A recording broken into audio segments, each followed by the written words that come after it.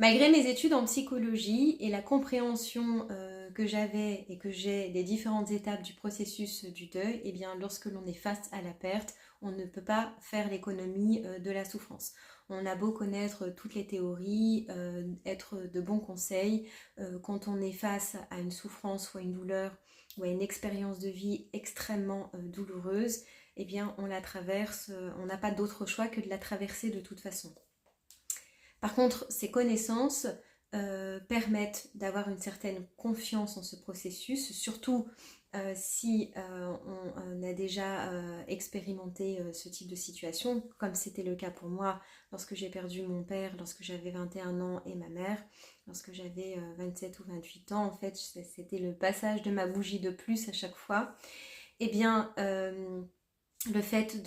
d'avoir déjà expérimenté, heureusement ou malheureusement, de toute façon, on va tous être confrontés à la perte à un moment donné dans notre vie. Et la perte, ça peut être tout type de perte. Bien sûr, on parle de la perte d'un être cher, mais ça peut être la perte d'un animal aussi, la perte d'un travail,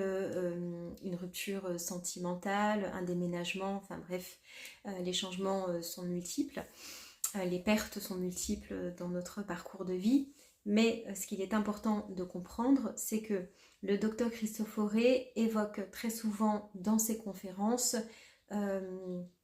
l'exemple de la cicatrisation. Par exemple, vous tombez, vous vous faites mal, vous vous égratignez, vous avez une plaie, chaque jour vous allez nettoyer cette plaie, vous allez la désinfecter, ça pique, ça fait mal, c'est douloureux, vous allez remettre un pansement. Chaque jour vous allez procéder en fait à ce nettoyage pour éviter que ça s'infecte, vous allez en prendre soin. Donc vous allez l'aider à participer du mieux que vous pouvez à ce processus de cicatrisation. Et bien lorsque l'on parle du deuil et du processus du deuil et du processus à aider à ce processus de cicatrisation, à faire en sorte à ce que ce soit moins douloureux, eh bien il y a tout ce qui est accompagnement, c'est-à-dire les différents groupes de deuil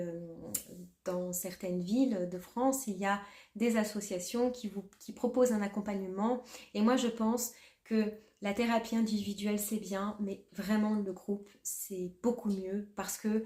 vous êtes entouré de personnes qui ont vécu la même chose que vous, qui sont là pour déposer ou pas, mais en tout cas il y a comme un effet miroir aussi quand chacun raconte sa traversée du deuil, exprime ce qui est là pour soi. En fait, on se sent comme compris, on se retrouve, ce groupe de personnes qui se retrouvent face à sa souffrance, ça participe à ce processus de cicatrisation.